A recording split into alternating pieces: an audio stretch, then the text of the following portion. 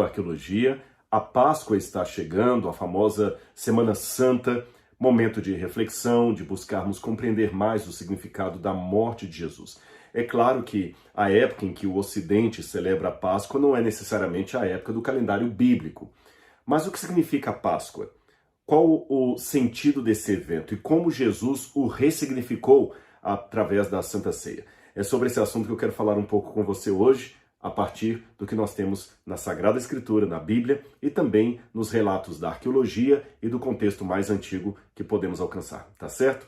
Mas antes de entrar no assunto, não posso deixar de convidar você a fazer parte dessa família do canal Rodrigo Silva Arqueologia. Se você não é inscrito, se inscreva, ative o sininho de notificações. Isso é muito importante, gente, porque você ativando o sininho de notificações, além de você ser sempre avisado toda vez que eu postar um conteúdo novo, o YouTube também verifica, através de algoritmos, que este canal é relevante. E também deixe o seu comentário, se gostar, o seu like e, é claro, a sua divulgação para todos os seus conhecidos, tá bem?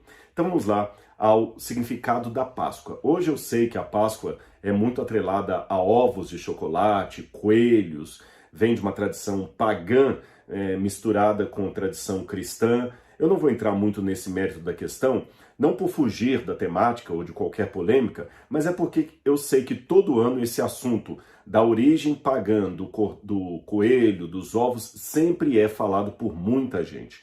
Então, como muitas pessoas já trazem essa informação, eu resolvi refletir um pouquinho sobre a Páscoa apenas no sentido bíblico dela, o que ela significa. Aí fica a seu critério deletar o que está demais nessa história aí, tá bem? Vamos começar em Êxodo capítulo 12. Ali conta o momento em que Deus, com mão poderosa, libertou os hebreus da escravidão do Egito, das mãos pesadas de Faraó e dos egípcios. E Deus criou um ritual por meio do qual os hebreus seriam libertos. Interessante, Deus podia ter feito tudo sozinho, mas ele resolveu usar um homem que também tinha seus problemas, seus defeitos, chamado Moisés, e orientar o povo a participar dessa libertação também. Aqui em Êxodo capítulo 12, Deus institui como é que seria a saída definitiva dos hebreus do jugo egípcio. Diz no verso 16, por sete dias, uma semana, vocês, hebreus, comerão pães sem fermento. Por que pães sem fermento? Você sabe que a massa, para ela poder criar a sua levedura, demanda tempo. Então, comer um pão sem fermento é que você não teve nem tempo para deixar o levedo crescer na massa e tudo mais. Ou seja, vocês devem comer o pão como quem está com pressa. Querer sair logo do Egito, estar apressados para ir embora dali, mas esperar o tempo certo do Senhor. E o que aconteceu?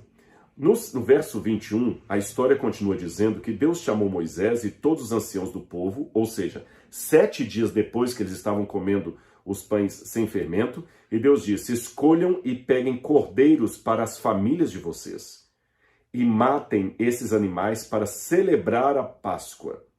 Interessante, há pouco tempo eu fiz um vídeo no Instagram sobre adorando e cantando em meio à dor, onde eu falo lá da importância de agradecer a Deus, celebrar a vitória mesmo antes que ela aconteça. Ou seja, os hebreus ainda não tinham saído do Egito. Mesmo assim, pela fé, tinham que celebrar uma saída que ainda não tinha acontecido. Ter a certeza que Deus vai cumprir com aquilo que Ele promete. Então, interessante, eles deveriam matar esses cordeiros para celebrar a Páscoa.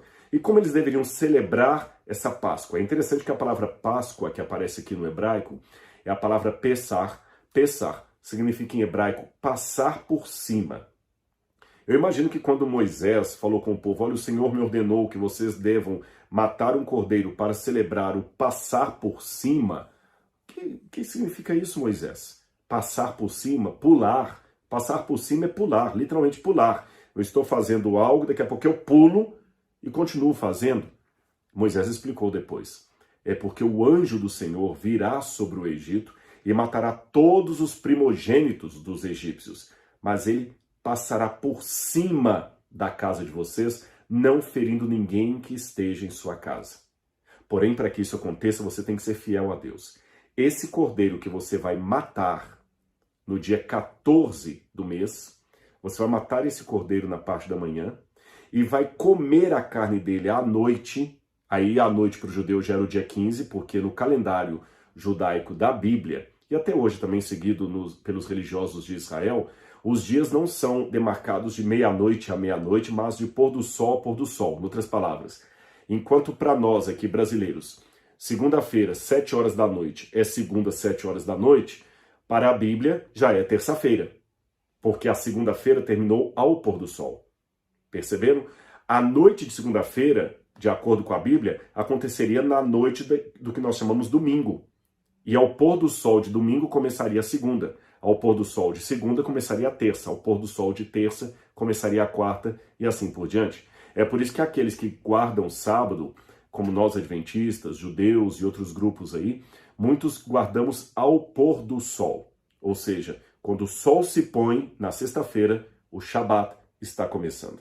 Então eles comeriam o cordeiro no dia 14 e quando fosse a noite daquele dia, que para eles já era o dia 15, eles deveriam comer o cordeiro. Matava durante o dia, comia à noite. Mas eles não comiam num jantar qualquer. Esse cordeiro deveria ser comido com ervas amargas e pão, sem fermento, é claro. Mas algo deveria ser feito com o sangue daquele cordeiro. Moisés disse o seguinte, no verso 22, peguem ramos de hisopo, molhem no sangue que estiver na bacia e marquem a viga superior da porta e suas ombreiras com o sangue que estiver na bacia, e que nenhum de vocês saia da porta de sua casa até pela manhã. Muitos hebreus fizeram isso. Eles mataram o cordeiro durante o dia, pegaram o sangue dele, passaram na viga das portas, no umbral da porta ali, né, no batente da porta, passaram ali, cobriram ali como se fosse uma tinta mesmo vermelha, e à noite, trancados em casa, comeram a carne daquele cordeiro com ervas amargas, o pão, e não saíram de casa. Naquela noite, os primogênitos dos egípcios morreram, mas os primogênitos dos hebreus foram poupados. E logo em seguida, depois disso, o povo foi liberto para ir ao deserto e atravessar o Mar Vermelho, e o resto da história você conhece. Deus então fez uma ordenança aos hebreus já naquele período ali de saída.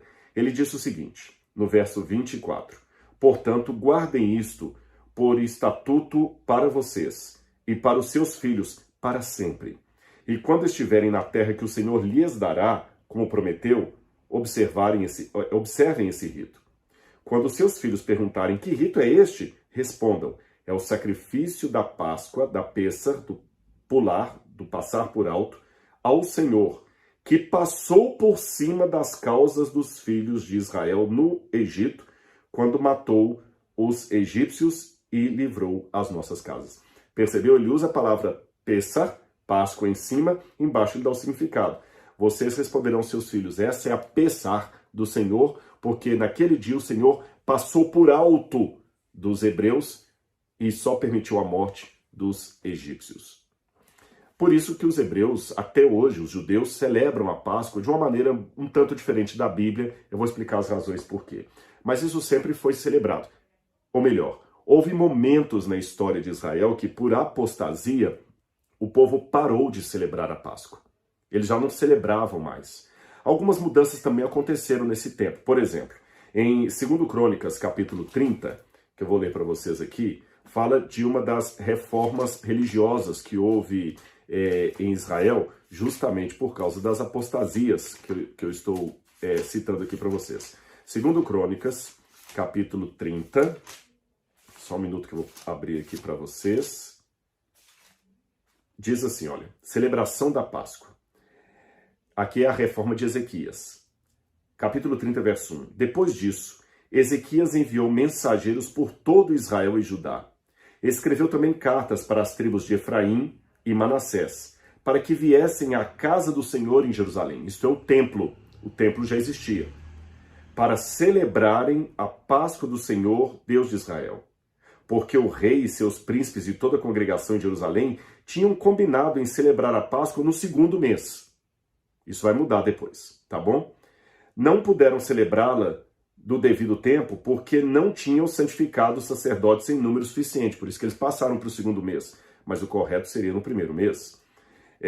E o povo ainda não havia se reunido em Jerusalém.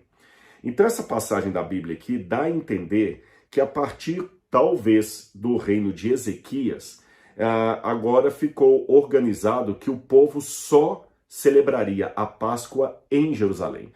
A essa altura já havia uma divisão do reino, os assírios já estavam atacando o norte, uma série de coisas estavam acontecendo.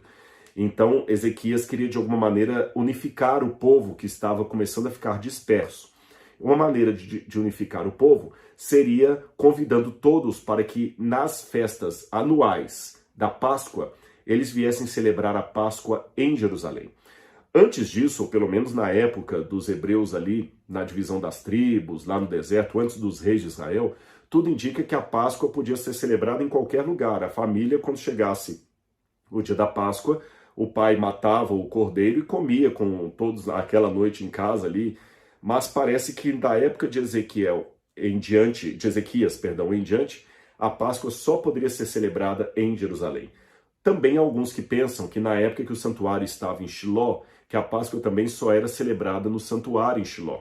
Era uma maneira de reunir o povo. Então você não pode mais celebrar a Páscoa em qualquer lugar que você estiver.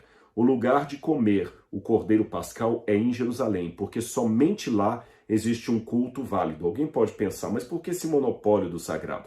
Havia muitas razões. Uma delas, por exemplo, é que a idolatria campeava em muitas tribos. Então corria-se o risco de alguém fazer um sincretismo religioso, talvez lá em Dan. Dan já tinha um templo, um altar pagão, desde a época de Jeroboão, e podia acontecer que alguém faria um sacrifício a um deus cananita, ou um deus pagão ali, a Baal, o famoso Baal, e celebraria um cordeiro pascal em homenagem a Baal. E ofereceria ao povo como sendo a Páscoa do Senhor. Podia acontecer isso. Então, para evitar que sacrifícios fossem feitos de maneira errada ou por qualquer um, Deus, validando até o que havia sido dito, que os levitas é que cuidariam dos serviços litúrgicos do templo, determinou, através do rei Ezequias, que a Páscoa só seria celebrada em Jerusalém e que os hebreus só comeriam o cordeiro que foi morto no templo de Jerusalém pelos sacerdotes do Senhor. Isso depois foi repetido aqui na época de Josias. O livro de 2 Crônicas, capítulo 35, diz, verso 1, Josias celebrou a Páscoa ao Senhor em Jerusalém, e eles mataram os cordeiros da Páscoa no 14º dia do primeiro mês, como eu falei com vocês, no dia 14 do mês de Abib, ou primeiro mês. Abib, ou Aviv, significa primavera em hebraico.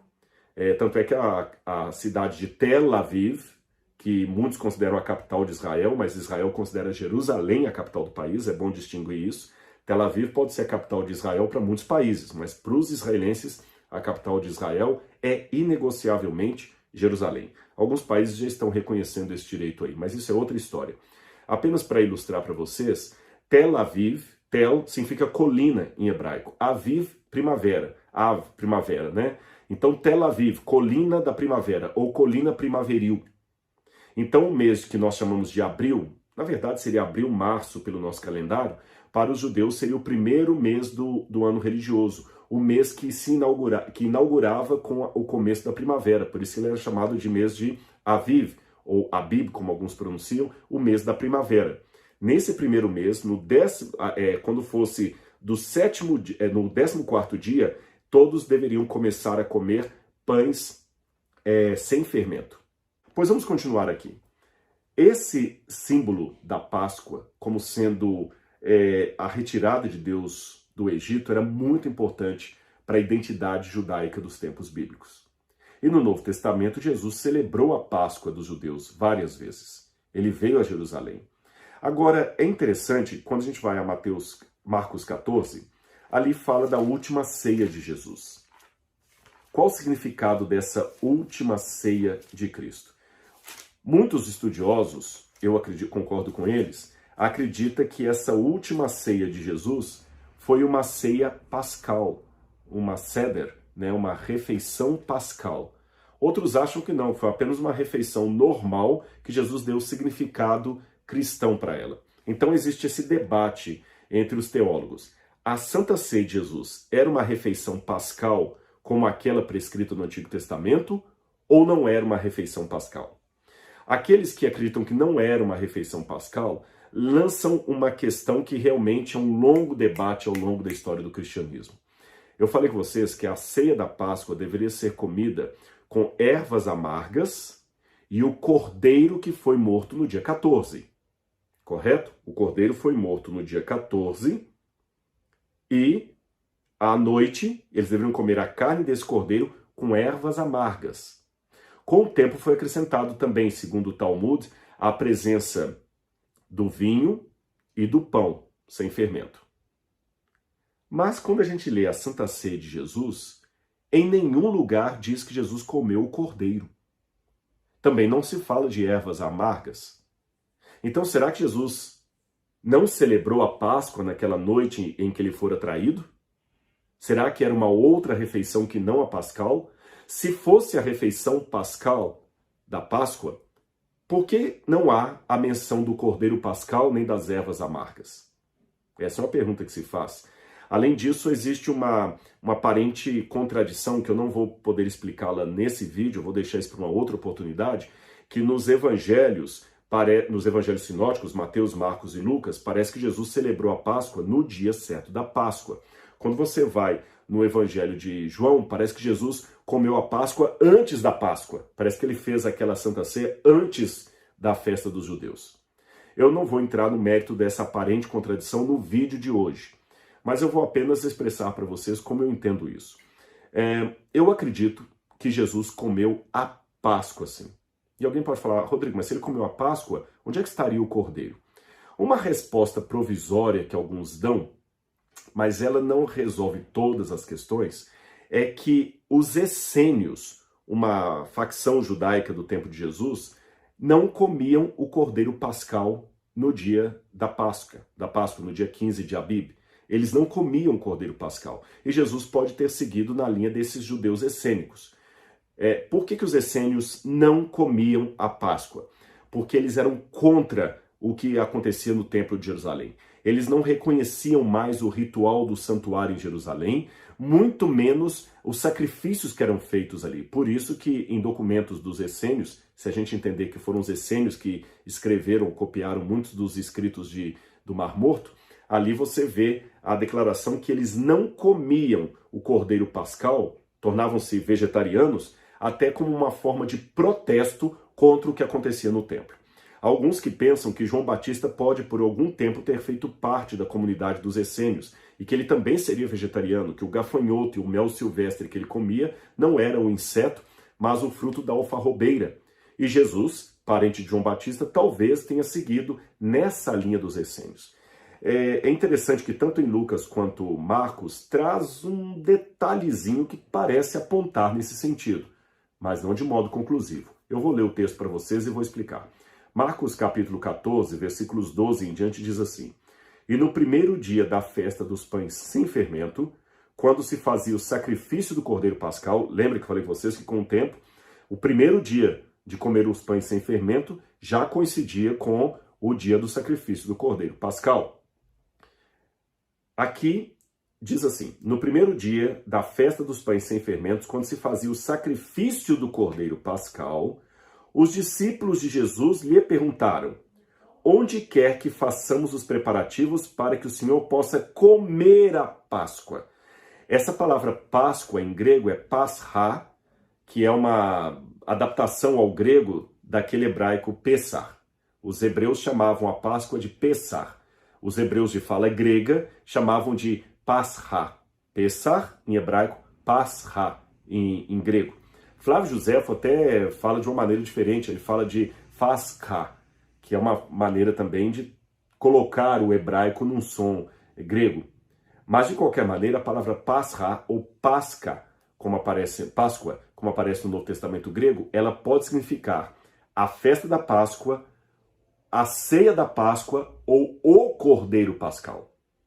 Então, quando o evangelista fala, quando se fazia o sacrifício do cordeiro pascal, e em seguida coloca os discípulos perguntando: onde o Senhor quer que preparemos para que o Senhor possa comer a Páscoa? Evidentemente, eles estavam se referindo a tudo que envolvia a cerimônia. E se Jesus, por acaso, falasse assim, olha, vamos comer, mas não tem o cordeiro pascal, esta é uma informação muito importante para não ser anotada pelo evangelista.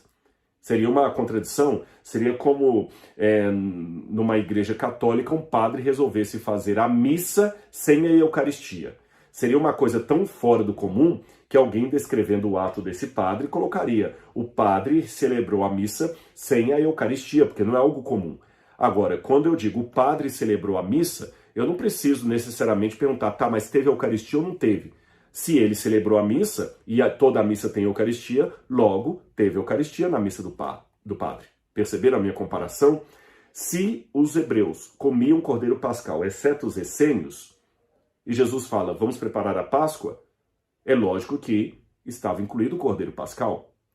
Mas eu admito que tem uma coisa aqui no verso seguinte que dá um questionamento a isso que eu falei. Não é uma conclusão, mas dá um questionamento. É que diz assim, Jesus, verso 13, enviou 2 de seus discípulos dizendo-lhes, vão até a cidade. Ali, um homem, trazendo um cântaro de água, sairá ao encontro de vocês. Sigam esse homem e digam ao dono da casa em que ele entrar, que o mestre pergunta, onde fica o meu aposento, no qual eu comerei a Páscoa com os meus discípulos. Geralmente, quem carregava cântaros de água na cabeça eram as mulheres, não eram os homens. Mas os essênios, para se identificar, quando eles estavam numa cidade, homens essênios, eles colocavam um cântaro d'água na cabeça para que todo mundo soubesse que ele é um membro da seita dos essênios. Então, quando Jesus manda os discípulos procurarem um homem com um cântaro na cabeça, é quase certo que esse homem era um essênio. Logo, Jesus teve a participação de um essênio para preparar a Páscoa dele. Se assim foi, talvez Jesus seguiu a liturgia dos essênios que não comiam cordeiro pascal. É uma possibilidade. Mas calma, vamos devagar. Em Lucas, capítulo 22, praticamente a mesma informação é dada pelo evangelista. Capítulo 22, Lucas fala a mesma coisa. 22, verso 7. Chegando o dia da festa dos pães sem fermento, em que era necessário fazer o sacrifício do cordeiro pascal, então Jesus enviou Pedro e João dizendo, vão, preparem a Páscoa para que comamos. Eles perguntaram, Senhor, onde a preparemos? Quer que a preparemos? Ele falou, ao entrar na cidade, vocês encontrarão um homem com um cântaro de água. Sigam esse homem, etc, etc. Mas devemos levar em consideração que nós não temos todos os detalhes da seita dos essênios. E nós não podemos afirmar, para longe de qualquer questionamento, que os essênios não comessem o sacrifício pascal. Na verdade, os essênios eram contra o sacrifício que era feito no templo. Mas muitos deles talvez faziam o sacrifício do cordeiro, porque se tinha uma coisa que eles queriam seguir à risca, eram as normas da lei mosaica, especialmente de purificação. Então, embora tenha esses questionamentos que eu estou levantando para vocês aqui, e alguém pode falar, poxa, Rodrigo, mas por que você fala uma coisa e você mesmo apresenta um argumento que pode minar o que você está dizendo? É porque eu tenho que ser honesto com as fontes. Eu não tenho o quadro completo do que aconteceu. Por exemplo, lembra que eu falei que a Páscoa era comida em Jerusalém? Lembra que eu falei isso? Pois bem, a Páscoa era comida em Jerusalém. Agora imagine, milhares e milhares e milhares de judeus chegando em Jerusalém na festa da Páscoa. E cada família comendo um cordeiro pascal. Como é que dava para sacrificar todos os cordeiros no templo e distribuir para essas famílias todas comerem ali nos arredores de Jerusalém? Eu não sei. E não há nenhuma informação antiga sobre isso. Flávio Joséfo, que era um escritor da época, ele descreve muito bem o sistema do sacrifício no templo do cordeiro pascal, mas Joséfo não dá nenhuma informação de como essa carne sacrificada no templo era distribuída para as famílias comerem nos arredores de Jerusalém, na própria cidade de Jerusalém, no dia da Páscoa. Joséfo não fala como é que os judeus comiam o cordeiro pascal naquele dia. Nem Fílon de Alexandria, que era outro judeu também na antiguidade, ninguém fala disso. Nós temos algumas informações do Talmud, mas há autores como David Flusser, por exemplo, Neusner, também que questionam ficar usando muito o Talmud, que data de 200 anos depois, para entender os dias de Jesus. Aliás, o David Flusser, que eu mencionei para vocês, um dos maiores professores da Universidade Hebraica sobre Jesus e o judaísmo, ele mesmo dizia que quando você compara o ensinamento de Jesus com os essênios, Jesus estava mais próximo dos fariseus do que dos essênios, então não posso dizer que Jesus era essênio, o admirador dos essênios. Então há muitas dúvidas, nós levantamos hipóteses e eu tenho que ser honesto com elas aqui. Percebeu? Agora, hipóteses à parte, tem uma coisa que eu posso afirmar para vocês. À medida que o cristianismo foi desenvolvendo, de fato, o cordeiro desapareceu daquela cerimônia que nasceu da ceia pascal. Eu me refiro agora sim à Santa Ceia. Quando você vai para 1 Coríntios capítulo 11, quando Paulo vai dar as orientações de Deus de como a Santa Ceia deveria ser comida, Paulo diz bem claro assim, 1 Coríntios capítulo 11, versículo 23. Ele fala antes disso que devemos comer a ceia com respeito, de maneira digna, etc. E ele diz, porque o que recebi do Senhor também lhes entreguei, que o Senhor Jesus, na noite em que fora traído, tomou o pão, e tendo dado graças, o partiu e disse, esse é o meu corpo que é dado por vós, façam isso em memória de mim. Do mesmo modo, depois da ceia, pegou também o cálice, dizendo, esse cálice é a nova aliança no meu sangue, façam isso todas as vezes que o beberem, em memória de mim. Como você vê, aqui na Santa Ceia, agora sim, na Santa Ceia, não há mais a presença de ervas amargas, nem do cordeiro. O que significa isso para aquele que era judeu e havia reconhecido Jesus como o Messias? Significa que a Páscoa era, além de uma lembrança, um memorial, um ritual cristão, era também uma renúncia. Isto mesmo, uma renúncia. Porque ele, como judeu, participar agora de uma ceia, cujo sangue, ainda que simbolicamente, era bebido através do vinho, isso era proscrito na religião judaica. O judeu jamais pode comer sangue, nem beber sangue. E agora ele tem que tomar um vinho, na minha opinião, não fermentado, um vinho sem fermento, mas esse vinho que ele toma era a representação do sangue de alguém.